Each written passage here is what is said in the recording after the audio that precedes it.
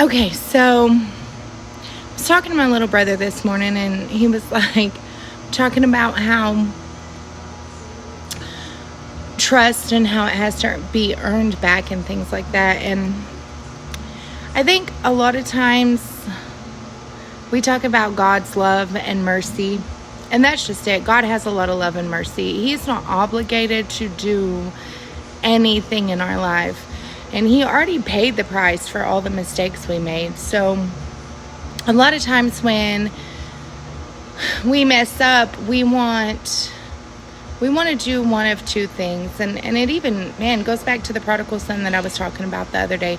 We either just want to lay in that shame and guilt, or we want just love and mercy to take over and us never have to put any more into it. We're sorry we did it, please forgive us, and let's go on. However, with God, that can be possible.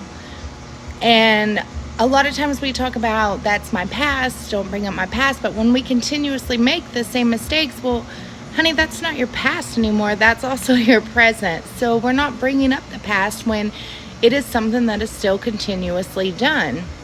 Now, trust with people, you have to earn that. So quickly, trust can be lost.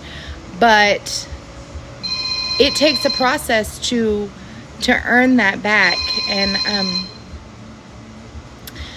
I was talking to Carlos about how just because you've lost trust doesn't mean that one good deed and instantly it's going to be earned back. So I think a lot of times in our life we get to this place where we think our mistakes are going to define us forever because we have to earn back some trust, or we have to prove that we're not going to do it again. And then we can go back to where I was telling you guys, September, I'm going to be celebrating 1 more year in my sobriety.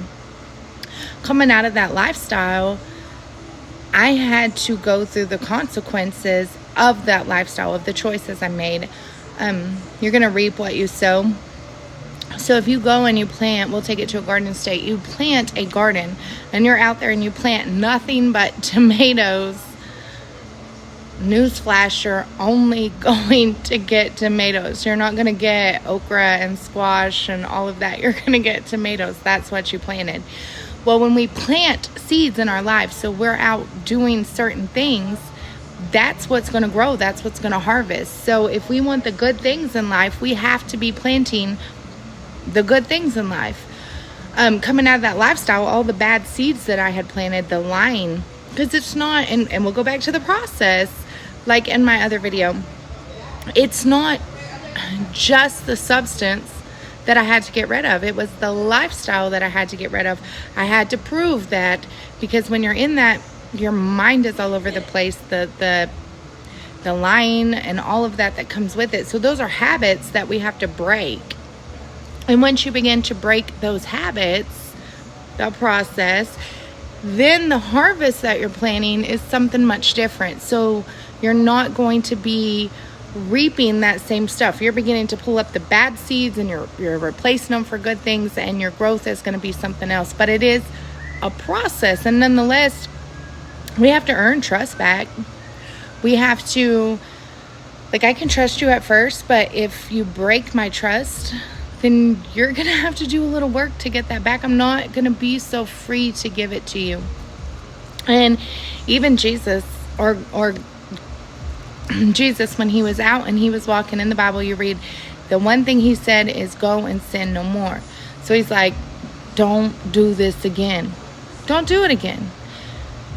That's telling you right there that you continue to make the same mistakes. Eventually people are going to have a hard time believe that you're going to change. And so there is going to be a process. There is going to be a proving time in your life that you have to prove that. You're going to have to change that whole lifestyle.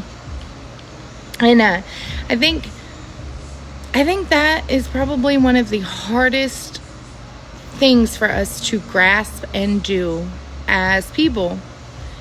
We can be living in the world, and all of a sudden, just like with the prodigal son, the fun, the fame, the fortune, it's all gone. And we're left like, what did I do?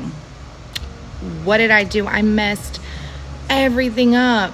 I messed it all up. Man, I had it going and now it's gone.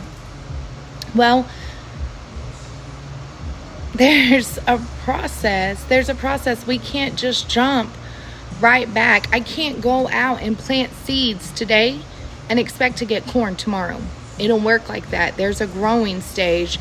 And guess what? It's not going to just grow. I can't just put it out there and it's going to grow. I have to tend to it. I have to water it. I have to weed around it. I have to prepare the soil. There is work that has to be put in. So we can't just everything be done. We can't do that. We have to put in the work and allow steps to the process. I can even go back to Ruth and Boaz. Ruth started at the very bottom. She had lost everything. She started at the very bottom. She told Naomi, your God will be my God and I'm going to go with you. And so she started a new life. She started all over and she had to start at the very bottom, even gleaning in the field. So she had to get just the scraps that was left, just enough to sustain her.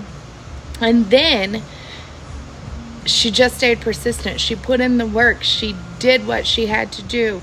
Up early, down late, and she busted her rear in the fields, picking up the leftovers.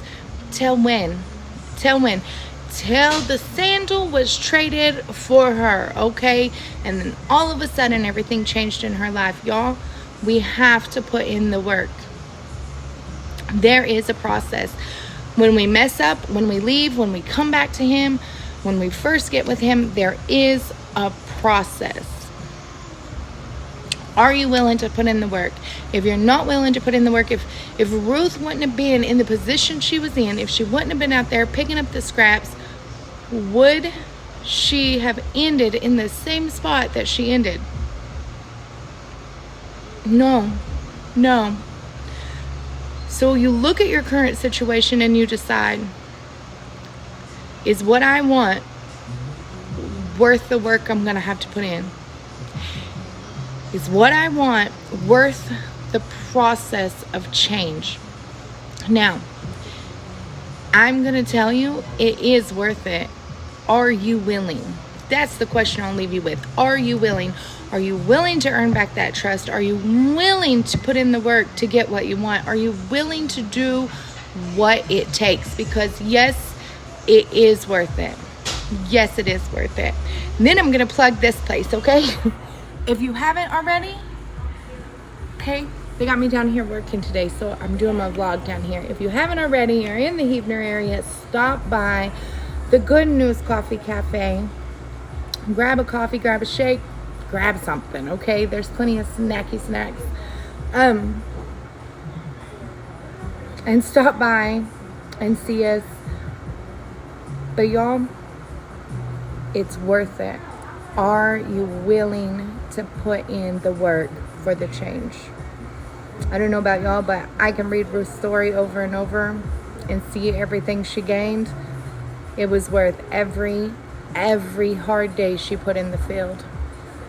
The field is plenty. Are you willing to work it?